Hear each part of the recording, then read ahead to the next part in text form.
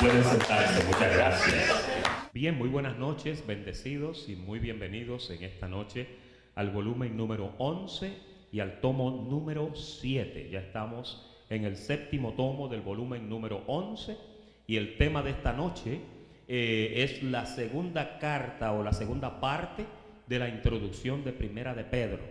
Ahí vamos a estar centralizados en esta noche y esperamos en el Señor que Dios dirija lo que vamos a hablar, que Dios nos dé las palabras dadas por el Espíritu en el nombre de Jesucristo. ¿Cuántos lo reciben?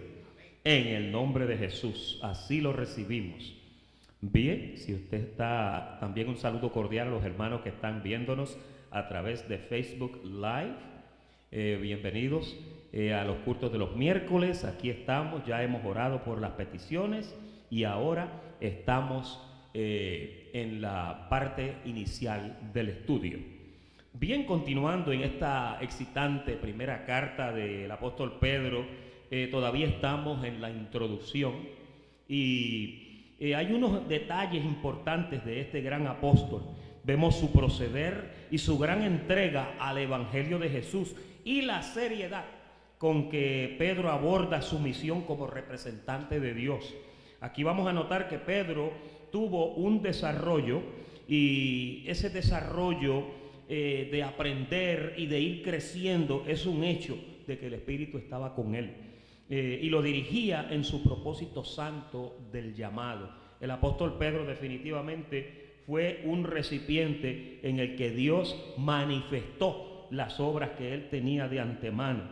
En esta noche, a modo de información, quiero decirles que este escrito indudablemente tiene todo el esqueleto composicional de una epístola. Va dirigida a las mismas etnias que estaban esparcidas por el mundo conocido de aquel entonces.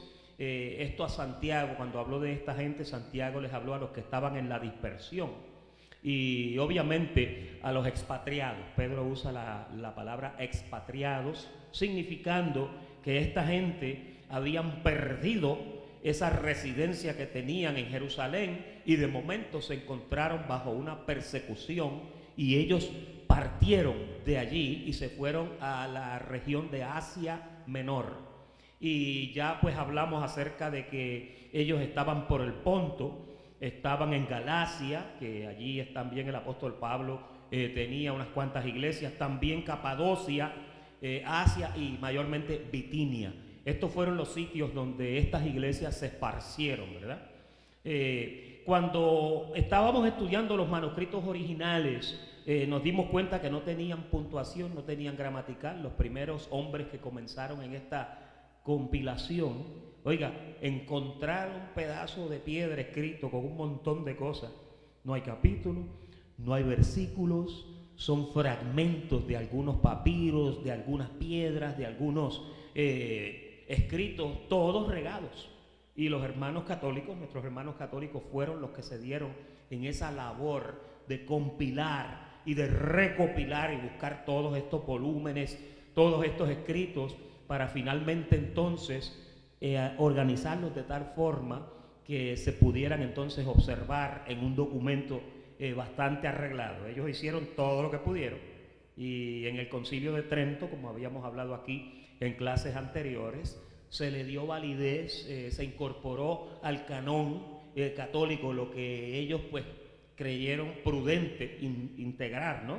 En esos escritos. Ahí pues en las Biblias de nuestros hermanos católicos también aparecen los 5 libros apócrifos, ¿verdad? Como Paralipómenos, Judith, Macabeos, Primera y Segunda, etcétera. Son libros que contienen información muy parecida a la de Crónicas, a la de Reyes, etcétera, ¿no? Por supuesto de la época moderna, ¿verdad?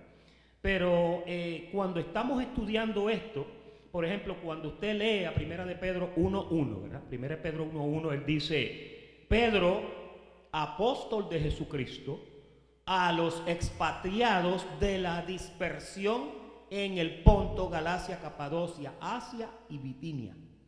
Ahora, miren el verso 2, lo que inmediatamente este apóstol comienza a decir: elegidos según la presciencia de Dios Padre en santificación del Espíritu. Esto es un lenguaje que hay que llevarlo con calma, porque cuando usted ve que Pedro dice elegidos, ya ahí hubo una elección. Obviamente, cuando Dios hace elecciones, Dios no hace elecciones aquí y ahora. Dios hizo elecciones antes de la fundación del mundo. Allí fue donde tu nombre salió a relucir. Allí fue donde Dios dijo, este va para allá, este va para allá. Lindo que lo pone el autor de la carta de los Hebreos, que hasta el día de hoy no sabemos quién es, cuando dice, así que por cuanto los hijos participaron de carne y sangre, esos hijos estando en predestinación, diga predestinación, diga presciencia. El apóstol Pablo usa la palabra, Pedro usa la palabra presciencia.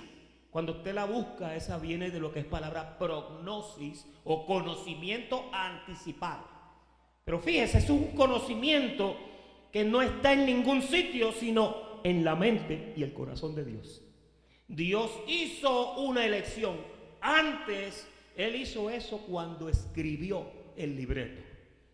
Si pudiéramos decir, cuando Él escribió el libreto de esta película que estamos viviendo ahora. ¿Cuántos sabían que estamos viviendo en un libreto que lo escribió Él? Tú sabes que la Biblia dice que todos los pasos del hombre son ordenados por Dios. Fíjate, tú tienes que entender que Dios es un Dios soberano. Y que aquí abajo ni una hoja tiene permiso para caerse si no es por su poder. Fíjate, el Dios que nosotros servimos es un Dios soberano. Es un Dios que hace como Él quiere. Él lo hace cuando quiere. En el libro de Isaías Él dijo, haré lo que quiero. Haré lo que quiero cuando yo quiera. Fíjate. Porque en su soberanía Él decide y Él hace conforme a como Él quiere. Amén. Amén. Venga por acá, sí. Amén y bienvenidos. Ahora, hay un detalle importante de que los ministerios de gracia, óigame bien, los ministerios de gracia aseveran que todas las revelaciones del Nuevo Testamento les pertenecen a Pablo. ¿Usted ha oído eso?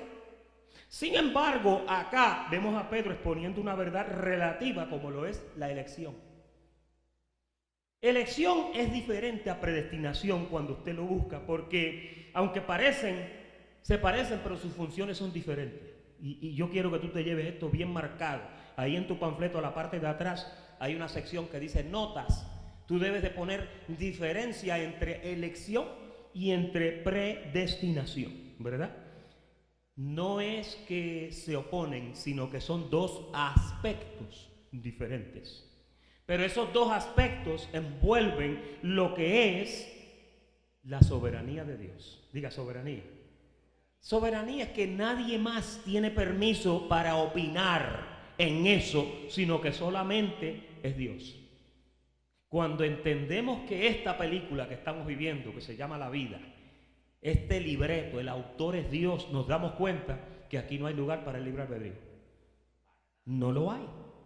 Dios no pudo lanzar un montón de gente a la tierra y después decir, ok, el que decida. No, Dios no trabaja así.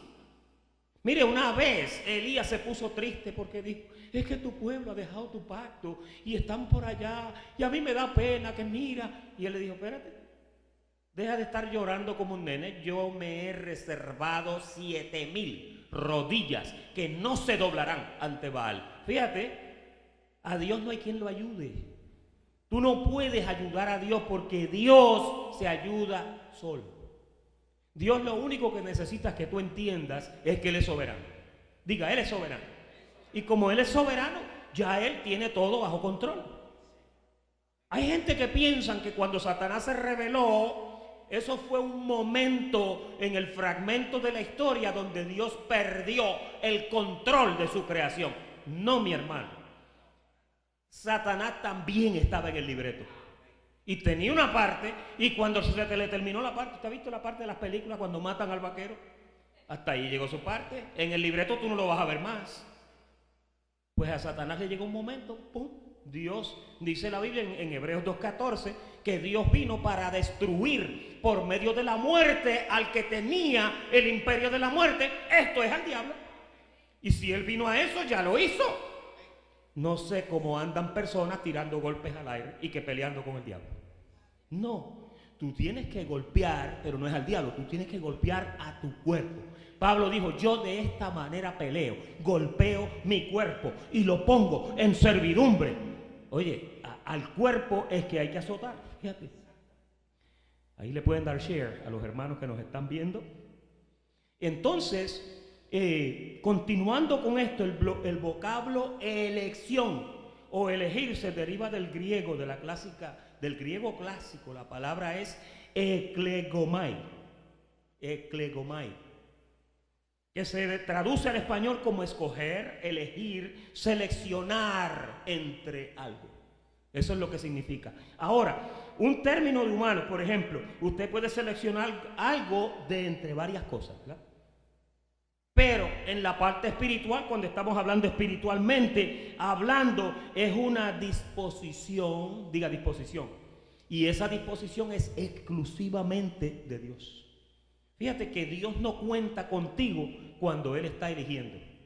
Cuando Dios elige, el Señor no cuenta contigo por causa de que Él no necesita contar contigo.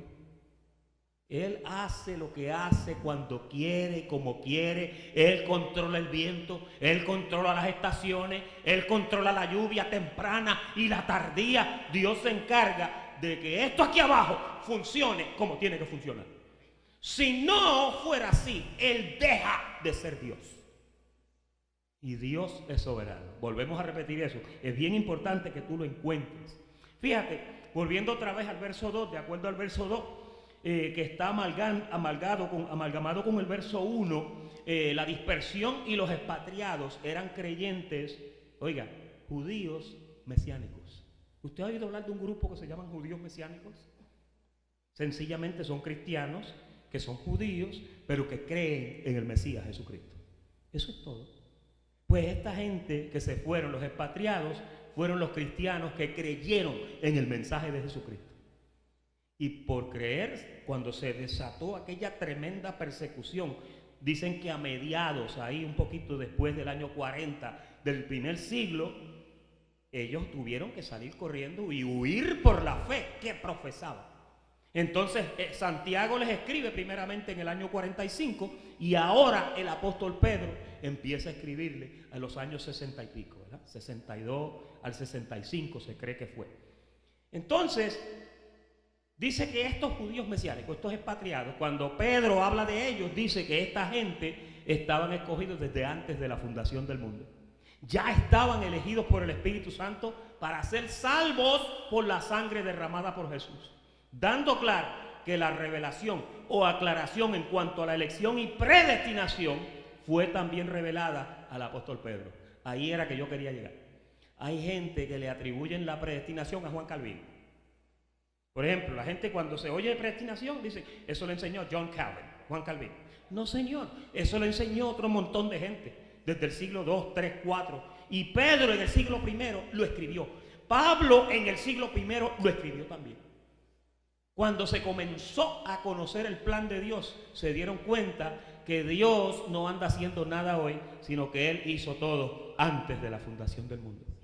Fíjate que el apóstol Pedro, lo vamos a ver más tardecito, que dice que el Cordero, Jesús, dice que fue inmolado antes de los tiempos de los siglos. O sea, estaba escrito en el libreto de la película. Y cuando el Señor viene, el Señor tiene cuidado con el libreto, porque Él dice, yo estoy aquí para seguir el libreto, yo estoy para hacer la voluntad de mi Padre, conviene que yo haga esto porque así está escrito, lo decía una y otra vez. No, es que los profetas dijeron que es así, y Jesús se sujetaba al libreto de la película. Eso merece un aplauso, ¿verdad?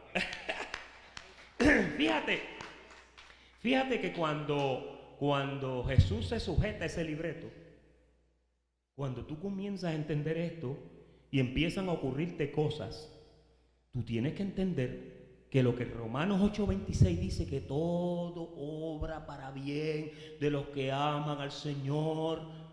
Tú sabes que ese verso no se queda ahí, ¿verdad? Pónmelo en pizarra.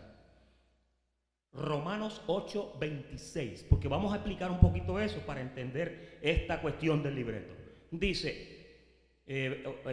Ponme el 27. Sabe cuál es la intención del Espíritu, porque conforme a qué, conforme a la voluntad de Dios intercede por los santos. Fíjate que Dios dirige todo por causa de su voluntad. Eso significa que Dios no hace nada que no esté conforme a su voluntad. Diga, yo estoy sometido a su voluntad. Si no estás en su voluntad, estás fallando al blanco. Amén. Tienes que estar en la voluntad. Tienes que entender que es en la voluntad de Dios. Amén. Ahora, luego, Pedro habla y dice otra revelación que tiene que ver con la palabra griega prognosis. Estábamos hablando de predestinación, ¿verdad? Ahora está hablando de prognosis. Prognosis es el conocimiento de lo que ha de existir. Fíjate que cuando Pedro usa el término presciencia, Pedro está yendo un poquito más atrás de donde va Pablo. Porque Pablo habló de la predestinación, hablando de que tu destino ya fue prearreglado. Pero Pedro se va un poquito antes de la existencia de la predestinación. Y dice, aquí está el Señor ahora con la pluma escribiendo el libreto. Oye, eso es profundo. No sé si lo puedes ver. Prognosis, presciencia, es el conocimiento anticipado de Dios. Predestinación es el conocimiento anticipado de Dios expresado ya. Eso es profundo. Eso que aquí estamos en aguas profundas ahora. Agárrate bien. Entonces, la palabra griega compuesta por dos palabras, que es pro, que significa antes, y gnosis, que significa conocimiento. En el verso 2 claramente dice que aquellos creyentes de Ponto, de Galacia, de Bitinia, habían sido elegidos o seleccionados por el Señor de acuerdo al conocimiento de antes. El conocimiento anticipado de Dios. Ponme ahí Efesios 1:4 para ver un poquito más claro esto. Tenemos que corroborar todas las cosas y es bueno cuando utilizamos a Pedro, a Pablo, a Jesús. No corrobore todo con Pablo, ¿yo? Hay gente que quiere corroborar todo con Pablo. Corrobore con los profetas. Corrobore con Jesucristo. La Biblia dice que sea Dios veraz y todo hombre mentiroso. Cuando tú quieras verdad, tienes que ir a la rama, al tronco que es Jesucristo. Cuando Jesucristo decía algo por su boca y el profeta tal, oye, eso es profundo.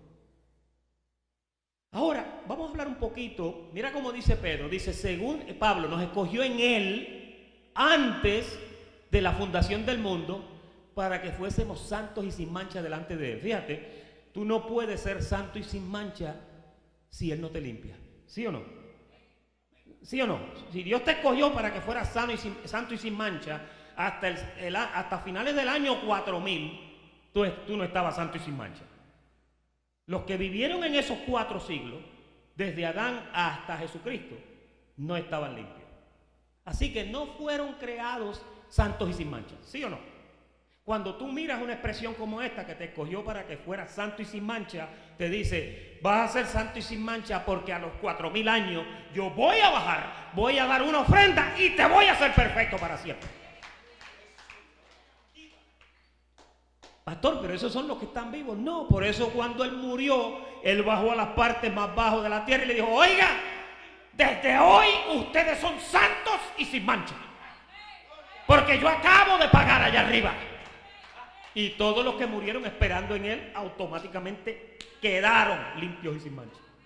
Diga, yo estoy limpio y sin mancha. Esto es profundo, ¿yo?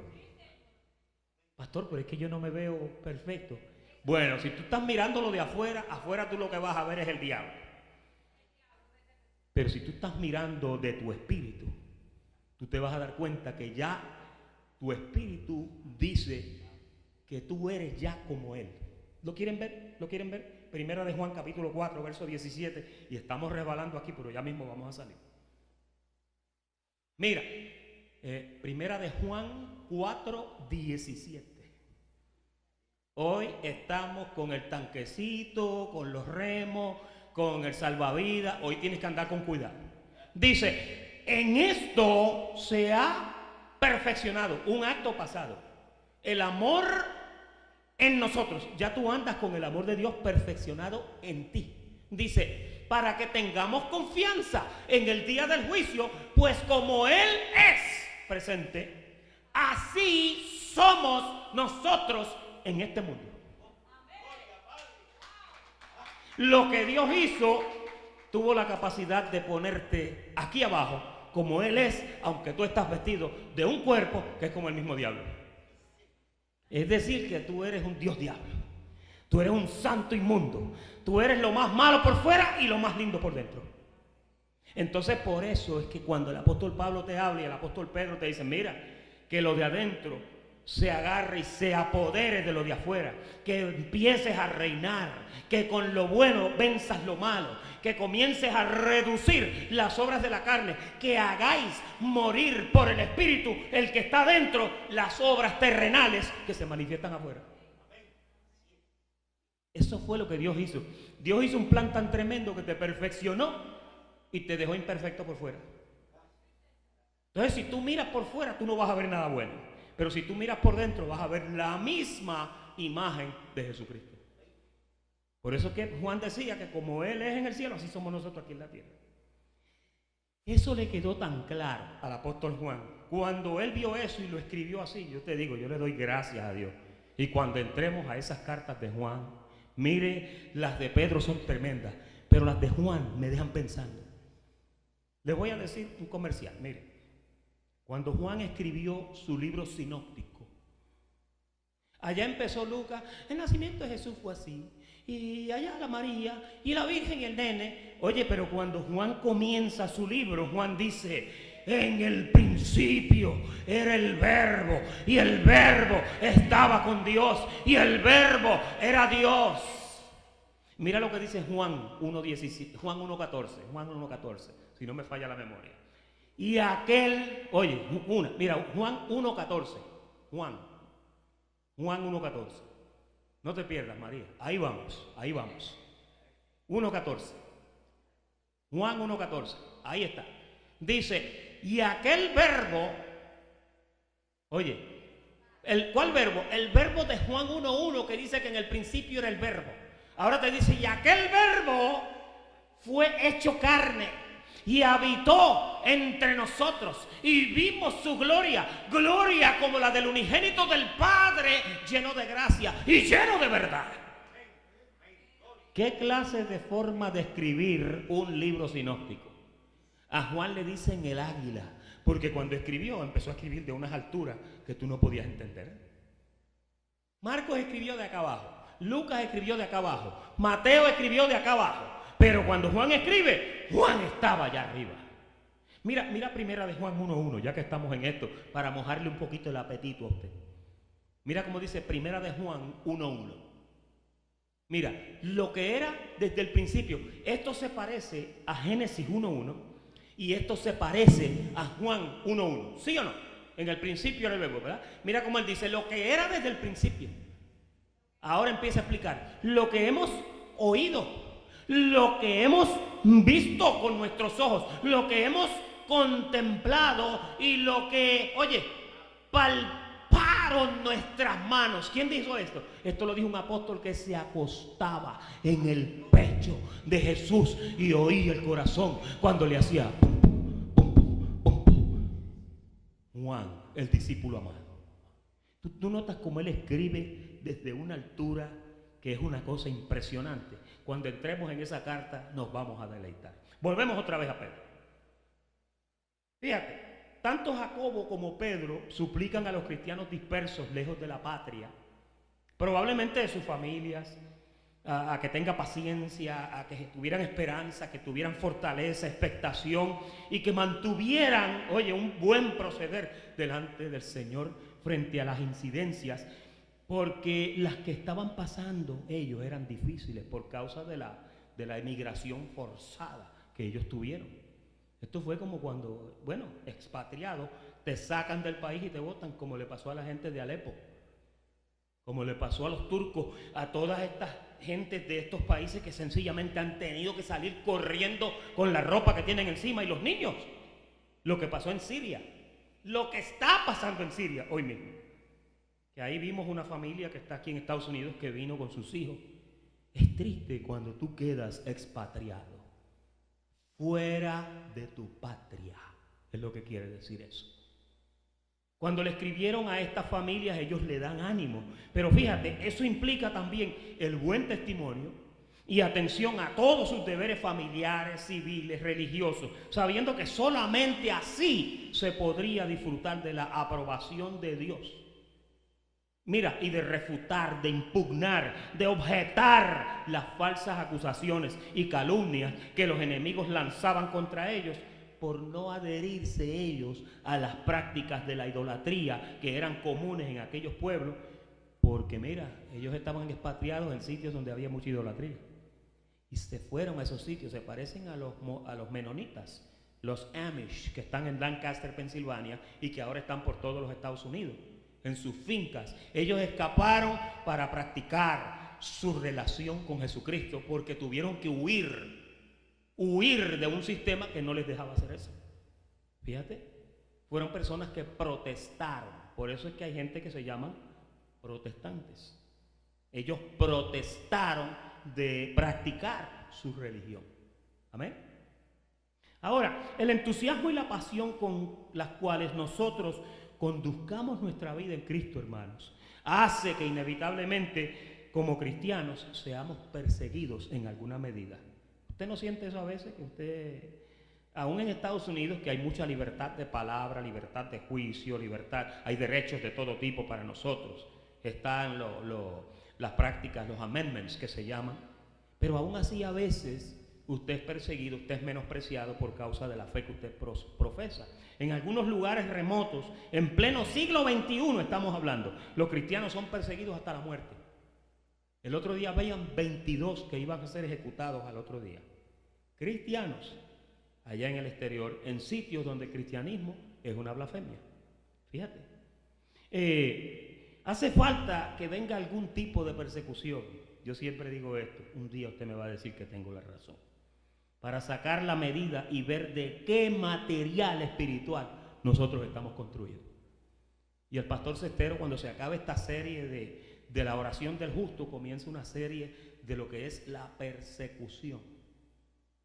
Hay veces que hasta que Dios no te lleva al punto donde la vida o la muerte, ahí es que tú empiezas a ponerle valores a las cosas. Yo me acuerdo cuando yo fui azotado por el cáncer. Cuando tú eres azotado por el cáncer, ya tú no estás pendiente del viaje a tal sitio, ni del equipo, ni del carro, ni de la casa, ni... Ahí no, ahí lo que tú estás pendiente es de que esa quimioterapia trabaje, de que se vaya pronto el tumor o lo que sea. Y mira, la vida te cambia totalmente. Yo aprendí lo valioso que es una mañana de tú poder levantarte vivo. Hay veces que yo saludo al pastor Neri por la mañana y le digo, ¿cómo estás? Y me dice, bueno, estoy vivo, que es bastante. Vamos a hablar un poquito de lo que es la teología de la carta. Estas notas están en su panfleto también, para que usted se las lleve y las guarde. Como vimos anteriormente, Pedro fue el protagonista principal de las narraciones del tratado de Lucas a Teófilo, ¿okay? Su teología es simple y muy práctica, sin complicaciones, sin semánticas estructurales, porque Pedro era un pescador del vulgo. Pedro no tenía una maestría o un doctorado en divinidades. Pedro sencillamente era un pescador. Él no andaba con una preparación académica tremenda. No, simplemente Dios lo escogió. Él era el director de una compañía de pesca. No te metas con él a hablar de pescar, porque ahí sí es verdad que te ganaba. Porque él sabía la pescadera, conocía, él tenía muchos barcos. Era el dueño de una empresa de barcos.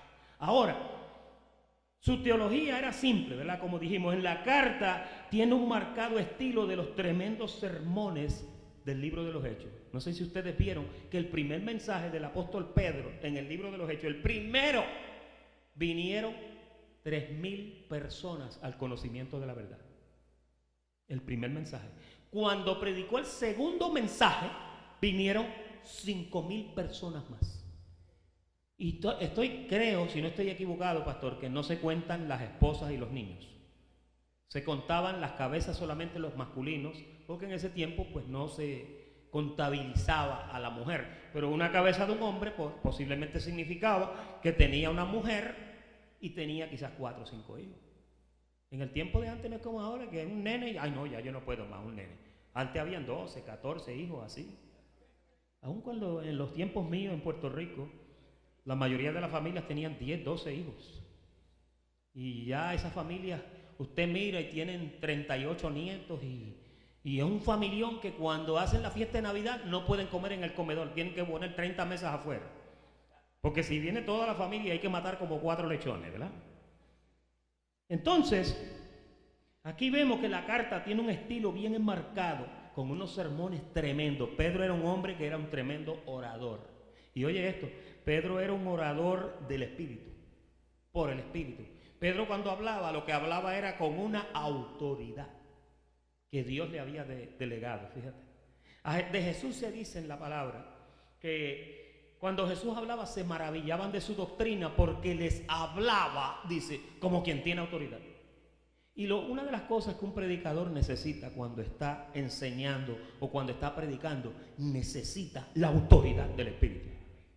Ahora, oye bien, esto es duro, esto que voy a decir. La autoridad no se manifiesta si hay mal testimonio. La autoridad no se manifiesta si ese pastor no vive una vida recta delante de Dios. Porque cuando una persona predica un mensaje santo y vive una vida desviada, no compagina. La gente no lo quiere, la gente no escucha eso. Lo peor del mundo es cuando a un predicador se le descubre un escándalo. Porque entonces, bueno, ahí había uno en el Canal 5 el otro día que decían, he does not practice what he preaches. ¿Lo vieron? En WPLG. Un pastor que lo estaban siguiendo porque predicaba una cosa pero andaba haciendo otra. Y oye, ahora las noticias y el Facebook Live y las cámaras están por donde quiera. Mire, si Moisés hubiera vivido para este tiempo, bendito, Moisés no hubiera llegado ni a matar al egipcio. Ya lo tuvieran en Facebook, WhatsApp, Instagram y Snapchat. Ahora los policías andan aterrorizados porque ahora ellos tienen que andar derecho por causa de que ahora hay cámaras por todas partes. Y yo quiero decirte algo. La cámara del Espíritu Santo siempre ha existido. Dios siempre nos está mirando. Dios siempre nos ha estado mirando y filmándonos. Fíjate que el apóstol Pablo dice que va a llegar un día cuando daremos cuenta de todo lo que hicimos mientras estábamos en el cuerpo, sea bueno o sea malo. ¿Por qué? Porque tú estás en el Facebook Live de Dios. Dios te está firmando. Sin embargo, hay gente que se conducen como si Dios no estuviera tomando nota de lo que estamos haciendo. Especialmente los ministerios de gracia, que no, ya yo estoy perfecto y completo. Así, pues mira, de ti se demanda más que de uno que no conoce que está perfecto y completo. La Biblia dice que al que se le da más, se le demanda más. A ti no se te ha dado más, a ti se te dio todo. Y si se te dio todo, se te va a demandar todo. Por eso es que mira, tenemos que temblar. Tenemos que temblar. Hay que cuidarse. Dígale que está a su lado, cuídate. Cuídate. Había una canción de Richie Day que decía, agúzate que te están velando. ¿Se acuerdan? No, Dios está pendiente de las cosas. Y si tú piensas que no es importante, sí es importante. Todo lo que tú haces, todo lo que tú dices, Dios nos está velando. Y más que Dios, Facebook nos está velando. La gente anda velándote. Tú puedes hacer 100 cosas buenas y nadie las reconoce, pero haz una mala para que veas cómo formas parte de todas las noticias. Es así. Tenemos que cuidarnos.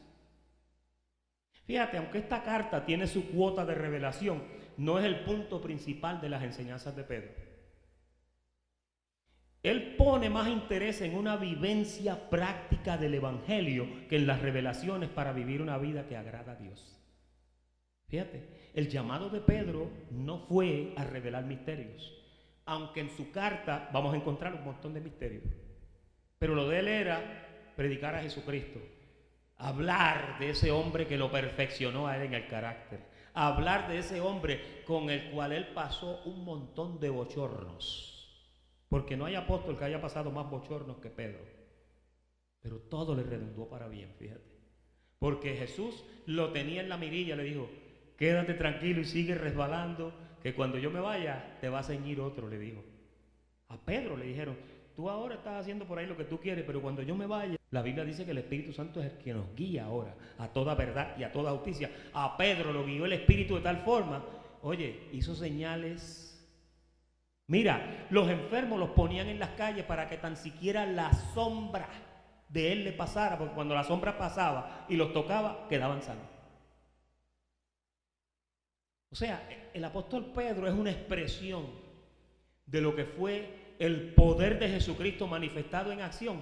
Pedro fue el ejemplo perfecto de todo lo que Jesús hizo, pero aún más. Fíjate, Jesús lo dijo antes de irse, él dijo, yo hago estas cosas, pero mira, cuando yo me vaya, ustedes van a hacer cosas mayores. Jesús lo dijo por su boca. Y Pedro era una de esas figuras. También tiene una huella parecida, la de Pedro, a lo del apóstol Juan.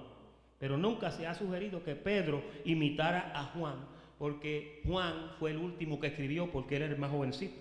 Juan escribió como para el año 92, no, al 95. Pero Pedro estaba en los años 60, igual que Pablo, ¿verdad?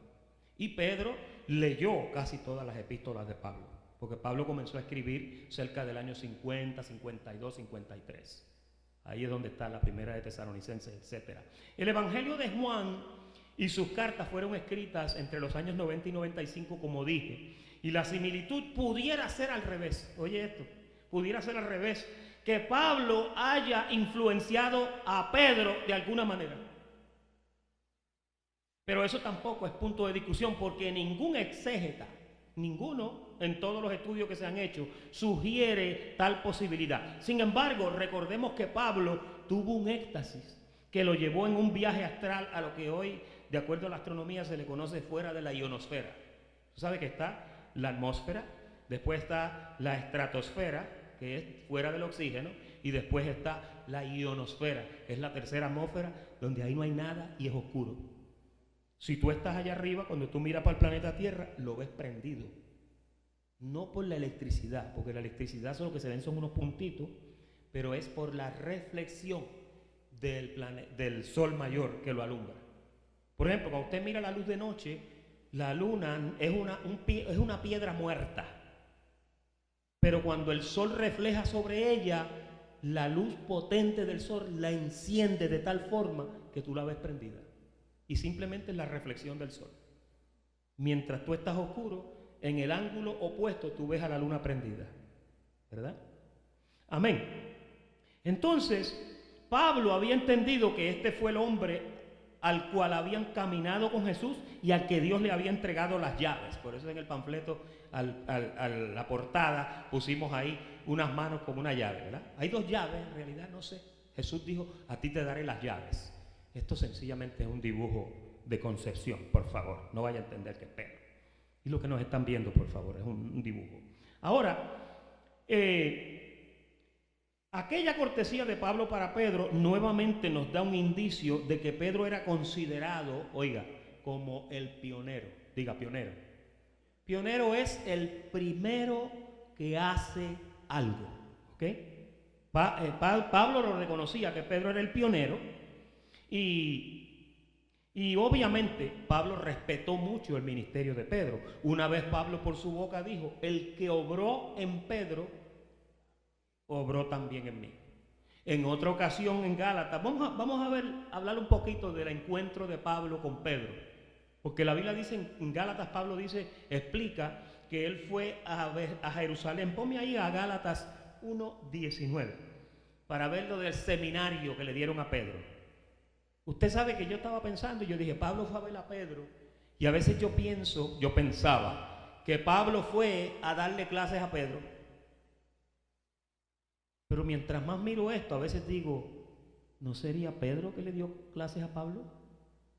Oye, Pedro tenía una trayectoria fuerte, ¿viste?